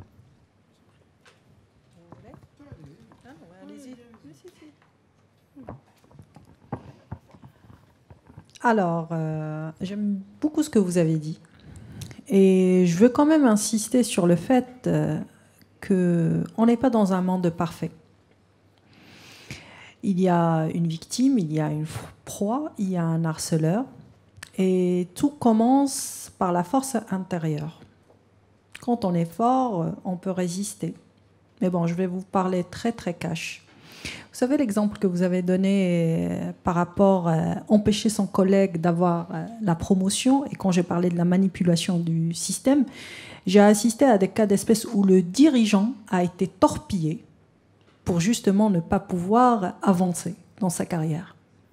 Et c'est des cas concrets. C'est pour ça qu'il faut veiller à ce que ça soit responsable. Et je vais vous rejoindre sur le point où vous avez dit tout à l'heure, l'hurqa, celui pour lequel son travail compte, qu'il soit un dirigeant ou un salarié, souvent il se fait avoir parce qu'il agit de bonne foi. Quand on connaît le système et quand on est mal intentionné, on prend les précautions d'usage pour justement ne pas être pris. On a les bons réflexes. Donc tout commence au niveau de la construction. Je pense qu'aujourd'hui vous avez eu une très très bonne tribune et votre employeur il a eu une très très mauvaise publicité. Et peut-être que vous avez encouragé des personnes. Mais croyez-moi, quand on cherche, on trouve. C'est pas facile. Il faut nafas tawil ou burudat al-a'sab pour arriver à ses fins. Mais ça ne marchera pas si la personne n'est pas forte. Et d'ailleurs, le premier conseil qu'on donne, souvent je suis du côté des bad guys, si vous voulez, des employeurs, mais les bad guys, des fois, ils sont aussi des victimes. Parce que le système, il est très pervertible. J'y insiste. Je l'ai vu des deux côtés. Il faut se former. Il faut se construire. Et il faut surtout ne pas commettre d'erreurs. Quand on est victime d'harcèlement ou quand on est la proie, qu'on soit le salarié ou de l'employeur, il ne faut pas commettre de fautes. C'est le temps de rester calme, zen and relaxed. Parce que c'est le moment où vous êtes enclin à commettre des fautes. C'est le moment où l'harceleur va vous induire à tomber dans le piège. Et c'est pour ça qu'il faut rester très très calme, très concentré. Après, on vit dans un monde très terre à terre. Il faut savoir que si vous êtes dans des entreprises où c'est moulchkara, il obtiendra gain de cause. Peut-être que vous allez partir au tribunal, vous avez passé une année ou deux à le poursuivre, vous allez en attendant financer ce procès. Finalement, peut-être que vous allez obtenir gain de cause ou pas. Mais c'est une question interne, c'est une évaluation, ce qu'on appelle le risk assessment. Une évaluation du risque aussi bien du côté de l'employeur que du salarié. C'est quoi mon objectif? Est-ce que je veux tourner la page et me construire et faire de l'entrepreneuriat? Ou est-ce que je veux servir d'exemple, je veux parler et je veux faire cesser l'injustice? Mais ça, c'est personnel. Chacun son objectif. Mais une fois qu'on détermine son objectif et qu'on est bien construit, on établit une stratégie, mais la stratégie nécessite un travail de longue haleine. Et si on met les efforts nécessaires, finalement, on finit à aboutir à un résultat. Vous, monsieur, par rapport à votre question concernant ce qu'il faut mettre en place, déjà, tout employeur, je parle de l'employeur qui respecte la loi, parce qu'il y a aussi des employeurs voyous, mais on est au sein d'une enceinte qui sert d'exemple au niveau de la société marocaine.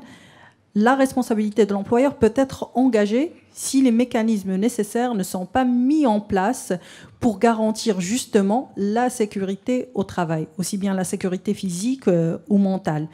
Aujourd'hui, on n'est pas à un stade d'évolution au niveau de la société marocaine comme à l'étranger ou surtout des pays anglo-saxons. Parce que je bois un café chaud, j'engage la responsabilité de la société et elle m'indemnise à des millions de dollars. Aujourd'hui, on n'est pas arrivé à ce niveau-là et on n'assiste pas à la saisine des tribunaux pour une question d'harcèlement lambda. Ça va venir.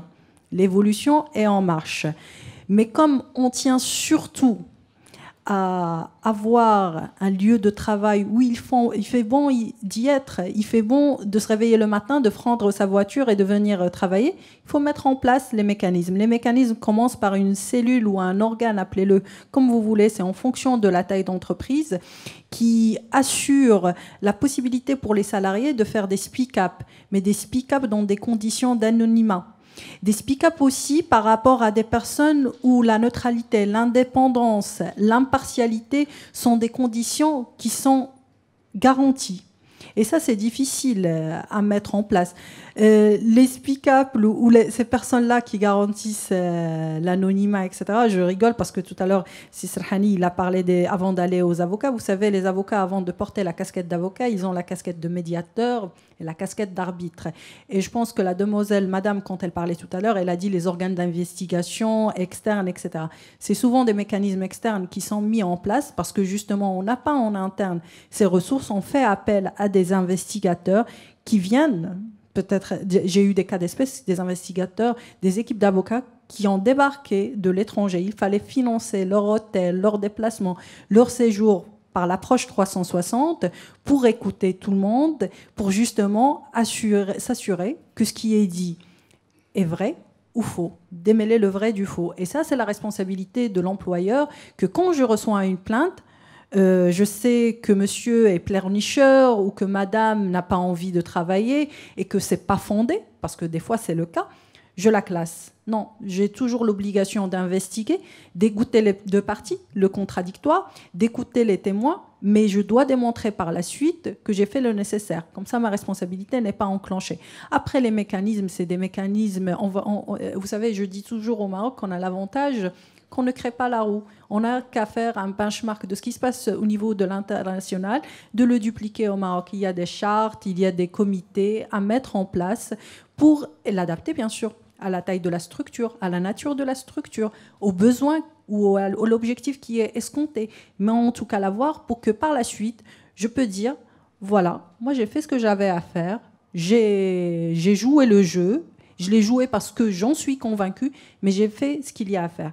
Maintenant, la deuxième question par rapport aux médias, vous savez, je suis désolée, je ne regarde pas beaucoup la télé, mais... Voilà, mais j'y arrive. Je pense aujourd'hui, on est dans un monde de communication agile et vous le savez très très bien. Et je pense qu'un message qui est ludique, un message qui a un format qui est flexible, a souvent vocation à passer de façon plus fluide et de saisir un public plus important. Donc oui, l'effort de sensibilisation, il est important, mais il faut un effort de sensibilisation qui permet justement de toucher tous les publics, mais ce n'est pas seulement le public des travailleurs, des salariés, des employeurs, mais il faut que ça commence au niveau de l'école, de la famille. Et je pense que madame l'a dit tout à l'heure. Si on rate l'éducation à la maison, à l'école, peu importe l'effort qu'on va fournir par la suite au niveau du lieu du travail, je ne dis pas que ce n'est pas un effort qui n'est pas nécessaire, mais ça sera toujours courir 2 fois plus pour arriver au même résultat. Donc, communication agile, ludique, ça permet toujours d'atteindre des résultats et de faire des miracles. Merci beaucoup, Nisrine Roudan. Alors, une réaction, Madame Mariam Noussairi. Merci. Moi, je voulais peut-être en guise de conclusion, avant de répondre à la question de M. Cher, recadrer la place de la violence et du harcèlement sous le cadre normatif.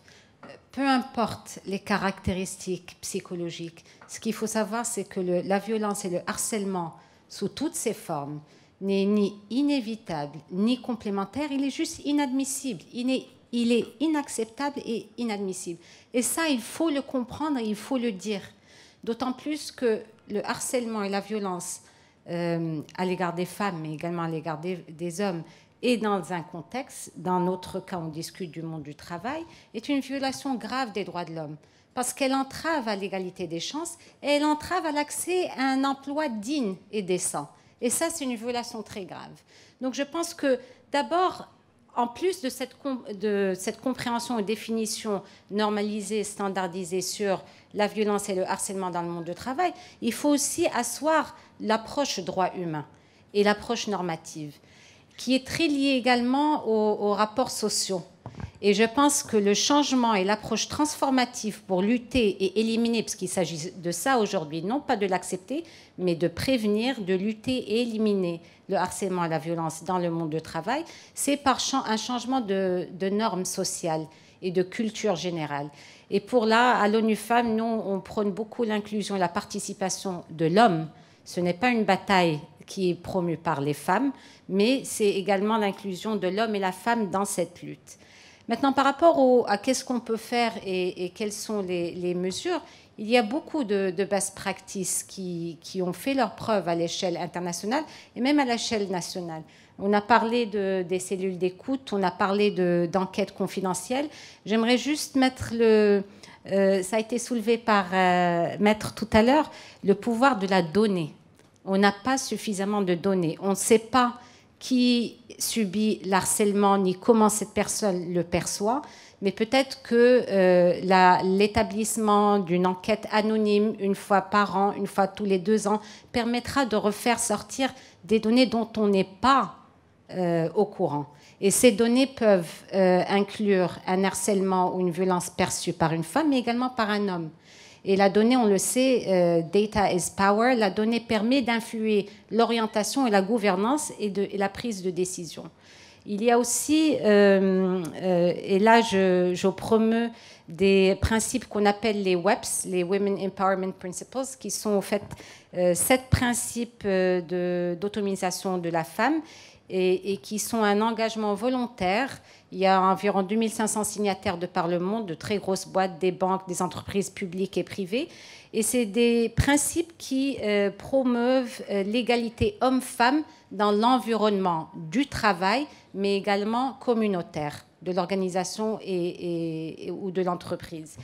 Et ONU Femmes est disposée à accompagner le comité à mettre en place des principes qui sont gratuits. Ce n'est pas une certification, c'est un engagement au niveau mondial, au plus haut niveau. Mais il y a un accompagnement sur la mise en œuvre de 7 principes qui commence par un engagement de la gouvernance vers l'égalité des chances au sein de l'environnement, jusqu'au reporting, jusqu'à la transparence sur les données et la mesure de ce progrès, et en passant aussi sur quel est l'effet et l'impact que l'entreprise ou l'organisation a sur sa communauté, son environnement, au-delà du staff, pour promouvoir justement l'égalité des chances. Merci beaucoup. C'est Serhani باش نختموا. Pour aller droit au but. Ce que vous allez faire. Un conseil des sages, mes chers amis ont donné cet exemple, dans lequel vous allez mettre les délégués du personnel, syndicaux, les normaux, les syndicaux, qui jouent leur rôle, parce qu'ils ne sont pas là uniquement pour demander ziada, qui jouent leur rôle, mais vous allez choisir des gens en qui on a confiance. Des gens qui, je dirais, c'est comme le conseil des sages, la direction des ressources humaines, qu'elle s'implique. Cellules, tout le monde a parlé de cellules. Anonymat, tout le monde a parlé d'anonymat. Et attention, il faut, dans votre code déontologique, préciser les choses. Il n'y a aucun souci à écouter les gens. Mais attention, il y a des répercussions pénales. J'ai eu, je ne vous le cache pas, 30 ans de recrutement, 4 cas de directeurs généraux qui ont été accusés d'harcèlement sexuel. Alors, c'est une famille, des familles qui ont été détruites jusqu'à ce qu'à la fin, on découvre que l'kdoub. Je dis 4, mais il y a d'autres qui c'était vrai. Il faut faire très attention. Donc, délégué du personnel, délégués syndicaux, la direction des ressources humaines, un conseil des sages, et ces gens-là, l'anonymat, qui doivent signer un document. Il y a une attention, on écoute. Vous avez raison, parce que quand on vient vous raconter des histoires, il ne suffit pas de pleurer. Homme ou femme, hein. Mais s'il y a quelque chose, il faut qu'elle soit prouvée. Parce que ça vous permet, dès le départ, extirper. Non, pas extirper, il y a un truc très bien. Éradication. Oui, non, il y a un autre terme. Bon, d'où je saute. Comment vous allez communiquer? Vous avez vu avec coronavirus, طلعونا في المغرب كله l'ascenseur, rez-de-chaussée, في لاكاف, في البنيقات كتبين لك ما تسلموش, ما تفعلوش. Attention. Maintenant, faire en interne tout d'abord, pour que les gens se rappellent. Parce que l'inconscient joue un rôle très important, n'est-ce pas Bernard? Cet inconscient est là. Ça m'est arrivé à Genève, la vérité, je ne vous le cache pas, je me suis pris pour Georges Clooney. J'étais à l'Organisation internationale du travail et je rentre dans un ascenseur, il y a une seule femme. J'ai dit, je ne rentre pas. J'avais peur qu'elle me saute dessus. Georges Clooney. Donc c'est vous dire, dans mon inconscient, tellement j'ai lu des choses sur MeToo, avec 1m64, ne l'oubliez pas. C'est-à-dire votre inconscient, et ça, Dieu merci qu'il y a des psychologues qui sont tous là. Notre inconscient, en fait, bon, هذه حاجة مهمة جدا جدا, mais impliquer tout le monde, باش يعرف كل واحد اش يعرف يدير, avec des procédures, avec des trucs, ça se fait, ça marche, ça marche. Certaines entreprises l'ont fait, ça marche, ça marche, ça marche. Très bien. CNDH, merci beaucoup pour ce que vous avez dit. Le CNDH doit jouer un rôle très important pour demander au ministère de la Justice. L'assistance judiciaire dont on parle, la procédure civile, c'est une assistance judiciaire pour que les avocats... L'assistance judiciaire, c'est une priorité, par exemple, pour harcèlement sexuel, mais également qu'elle soit bien rémunérée. Parce que, je ne sais pas, est-ce que ça intéresse un avocat à vous qui vous dites, vous avez l'assistance judiciaire, vous allez vous occuper de X, Y ou Z? C'est important. L'assistance judiciaire, pourquoi? Parce que madame a parlé d'une chose importante. Ça coûte. Je suis désolé de vous le dire.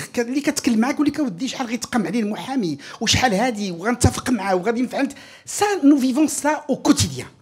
Donc, il faut jouer sur l'assistance judiciaire, mais bien sûr, la communication que vous allez faire, vous avez parlé des travailleuses dans les maisons. Merci d'avoir cité ça. Mais il y a également les travailleuses dans les usines, les fermes. Et impliquées. بالتمازيغ تعريفات التمازيغ هذا وبالدارجه ولكن ملي تقولوا تحرش ايضا تقولوا غير عندكم هذاك اللي كيكون يتكلم ردوا بالكم راه عندك الحق يخوليك دو على حقك تفعلت ولكن ما خاصش يكون كذوب لان وشايه كذبه ولا كوم اون ابل سا باش الانسان يعرف شنو هي المسؤوليه. ندوز لك السي جمال جلست مع وكلاء صاحب الجلاله الملك جلست مع القضاة الكلمه اللي قلتها لهم انا قلت له ماشي عباد الله هذا ماشي الحماق نسجل اي مون دي شوز كي قال لك اودي راه كاين شي ناس يتو فون دير دي شوز او تليفون اما لا سجل لك هذا كلام اخر او تليفون اللي ما عمرها ما تقدر تقولها وجربنا هذه القضيه. سي تري ريسكي هذه القضيه. انا متفق معك اذا كطلب من وكيل الملك يعطيك لوتوريزاسيون. بوكو دو جون اون في سا مارشي كيعطيك ياك المحامي ياك وكيل الملك. هنا مثلا عاوتاني السي ان دي اش تكون ديك التسهيله ديال وكيل الملك يقدر يدير هذه القضيه دغيا نسهلوا المأموريه. سجل ولكن سجل ماشي نقول لك دي موا مونا c'est vrai tu es amoureuse de moi dis-moi Mouna, je le dis 3 fois, 4 fois, 5 fois, dis-moi Mouna. Oui, Ali, ça fait. كتسجل عليها. Non, il y a des règles. لأن كنعاود نرجع اش قلت لكم الأول. القضية تسنت الجوج. بنتي اسمحي لي قلت لك بنتي كنشكرك لأن راك شجعانة قلتي أنا اللي قلت. مزيان. كاينه واحد وكان غنعطي واحد الميساج للوالدين. المصيبة الكحلة اللي عندنا في هذا البلاد كانوا نربي ولادنا بحال كتدخل الشركة بحال اللي غتزوج معاها. كتزوج مع باك امك اختك خوك هذاك والزوجه ديالك ووليداتك. Où l'amour est inconditionnel. Parfois, ça ne marche pas avec madame ou ça ne marche pas avec monsieur, ça se comprend. Mais هذاك زواج ديال الحياة في راسك سكي المنطق. أما ملي كتدخل الشركة غادي نسالي حياتي هنا. غنسالي حياتي هذه ما بقاش. يعني اش كتقول الإنسان اليوم الشباب ديال اليوم لأن كتقول لهم اودي خدم تعلم دير بلاصتك المكان ديالك في المجتمع المغربي tout en sachant que nous sommes un micro-marché. Tout ceci qui avait parlé de harcèlement moral اللي يمشي يقلب على الخدمه سيتي توا يا اخي العزيز يمشي يقلب على الخدمه ويوقع له المشاكل. جو فو دون ان اكزومبل دو ريان دو تو. انا ما كنتكلمش شوي ديزولي ما كنتكلمش معكم بالنظري ماشي الاخوان كيتكلموا بالنظري حاشا لله نو نو. انا كنعيش هذا الشيء كنعيشو بحال السينما بحال هوليوود. عندنا مشكل كبير كانوا جراو لينا بعض المشاكل. الوغ غنتكلم على لي كادر سوبيريور اي لي كادر ديريجون كيوقع لهم مشاكل. يا ان ارسيلمون مورال ديال المدير باغي يجري عليه كيحك له كيف كيقولوا سمحوا لي على الكلمه زنافرو كيدير ليه اللي ما يدارش. يمكن يمشي للمحكمه ويمشي للمحكمه ويقدر يربح من 3 سنين ولا 4 سنين سا ديبون عاوتاني الملف ديالو كيف داير. حيت الناس كتقول لك المحامي ما دارش خدمته. لا الملف كيف داير لداخل. الملف لا كان مزيان واقف على رجليه عامين فضينا المشكل ما قلت عيب. الحمد لله. دونك فهمتي الدوسي خصو يكون حيت الناس كيوقع علاش سا تخين في لا جوستيس. راه جي ترافاي في لا جوستيس. انا دعيت وزاره العدل ملي كانت عندي 25 عام كنت شويه حمق ولكن وجات وزاره العدل جاوباتني وصيفطوا لي واحد البعثه من الرباط وعند واحد القاضي وقفنا على شي حوايج. يعني كنقول لك بان اليوم ناخذ بعين الاعتبار بزاف د الحوايج. الملف كيداير وزيد عليه بزاف د الحوايج. شنو هي هاد الناس اللي غادي يقلبوا على راسهم. عرفتي اش كيوقع؟ والله السي جماعه راه كيدوي معكم دابا لو ريكروتور. Il suffit que vous ayez quelqu'un qui a une très bonne عنده واحد ان ريزو في المغرب. احنا عندنا مثلا كنبداو مع الشركات ممنوع على الشركه انها تسول على لو كانديدا في لومبلويور اكطويل ديالو. الاخرين يمكن لو كانديدا كيعطينا لوتوريزاسيون يمكن لك تقولها ولا ما تقولهاش اش كيدير. عقلوا الكلام اللي قلت لك في الاول ردوا بالكم لو بيرسونيل اي سكي اوبجيكتيف. حنا كنخلطوا شعبان مع رمضان في المغرب. ما كنحبكش عزيزه في كل شيء. وانا ما tu compris اش كيوقع. لا بروميير دي شوز كون في كونت اون بريزونت كالكان اي جو والله العظيم سي جماعه. ودابا كندوي معكم وقلبي كيضرني اللي كنتفكر واحد السيد ضاع مستقبله في هذا المغرب على قبل واحد المصيبه على والو فيما كانوا يعيطوا بور ان بوست دو ديريكتور جينيرال شاك فوا كون ابلي كالكان نو نو نو نو نو سي ان مالاد. رد بالك هذاك راه دار هذه القضيه دار هو راه ما دار والو. لان الملف تسول علاش قلت لك كتسول ماشي على المراه خاصك تسول وتسول الناس كاع وكيقول لك لا سي سرحاني هذاك السيد راه الا دو مال ا روتروفي اون بلاص لي كات سوبيريور. الناس خايفه على راسها اش كدير. وغادي نخدم بهذه باش نهنيكم لان ما غنسكتش لكم هذا النهار. اش كيدير دابا الناس السؤال اللي سالتيني اش ندير السي سرحاني والله يخليك غادي دير واحد القضيه غادي تحاول تشوف كيفاش دير مع طون امبلويور تخرج بالتي احسن. سي تو كي بارلي ديت ريكومونداسيون جو تو ريميرسي بيان كو لي دو ريكومونداسيون اللي بغيتي وحده نعطيها لك حتى دابا المصيبه ديال البلاد. كتقول له الله يخليك بون فوالا غادي نتفارقوا خوت واخا انت عارف بان راه حق معاك. كتحاول تقطع ديك العلاقه كتطلب منه طلب. هذه سا مارش لا فيغيتي لان كيخافوا الناس كيخافوا الله بعد الخطرات. كتقول له ما توقفش ليا في رزقي. كلام ما كادوش بالفرنسيه في هذه القضيه. واخا بنادم يجيك من ستانفورد كيولي بالدارجه ما كتبقاش ليا في راسخي. الله يخليك علاش سولوك عليا انا غادي نخرج نقلب على الخدمه. الله يخليك. و dernièrement secrétaire général d'un grand ministère pour ne rien vous cacher la personne a quitté en très mauvais termes devait quitter en très mauvais termes l'entreprise dans laquelle elle était. On l'a rapatriée d'une filiale dans notre cher continent l'Afrique. C'est un ami ou je dirais un candidat du cabinet depuis 20 ans. Son dossier معنا حنا كيتابعنا. غادي يخرج بواحد المدير العام شويه صعيب ومفلس au sens professionnel ماشي بيرسونيل ما كنعرفوش. وقلنا له هذا الشيء اللي قلنا لكم. بروميير دي شوز اللي دارت النهار il a postulé pour le poste le ministre appelé اش قال له écoute on s'entend pas bien mais c'est bon tu peux lui faire confiance parce qu'il a su gérer cette situation. c'est pas facile ولكن الله يخليكم نكونوا واقعيين ومنطقيين. كاين القانون ولكن اجيني للواقع واقع بركه. 30 secondes. 30 secondes. Bah, écoutez, merci beaucoup. Ça fait plaisir et merci d'avoir pu nous permettre de parler en marocain. J'adore. لأنك توصل لا قلتي شي حد كنحبك ماشي قلتي جو تيم. Tu vois, كنحبك. Merci beaucoup. Mouna, c'est une amie qui est là. Mouna, donc c'est pour ça que je l'ai vu, c'était un clin d'œil. C'est une grande amie. Toute la famille Sqali est une grande amie de la famille. Et c'est pour ça que pour te dire que quand tu parles aux gens, tu dis les choses telles qu'elles sont. Je vous donne un petit exemple de rien du tout. Alors, vous allez rigoler. Hein. C'est ma femme, elle me le dit souvent. Elle me dit Sidi, واش انت اللي تلاقيتي بها كتقول لها ما شيري حيت انا في الكابينه كنعيط لهم كلهم مي شيري pour ne pas rentrer. Non, c'est ça. Et écoutez, et leurs maris me disent واش عباد الله اسي سرحاني واش عندك شي عقل ولا ما عندكش. Mais ça c'est vous dire un petit peu. Il y a l'art et la manière, on doit savoir ce qu'il en est. Et autre chose, merci d'avoir dit une chose. Tu as dit une chose importante, la stigmatisation.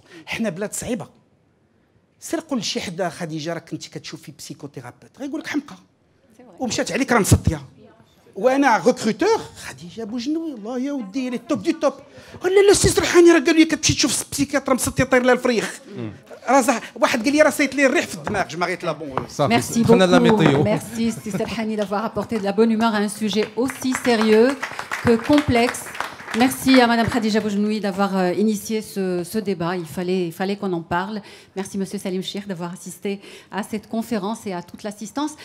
زميلي جمع أقول حسن ما عرفتش واش عقلتي على التوصيات باش نختموا. عقلت ما بقيتش غنتحرش بيك وغنحترمك والأنف صعيدا صافي ما بقيتش نعاود صافي والله يسمح لنا على داكشي اللي فات وصافي. Merci beaucoup. Merci tout le monde. شكرا لكم. شكرا الله عليكم.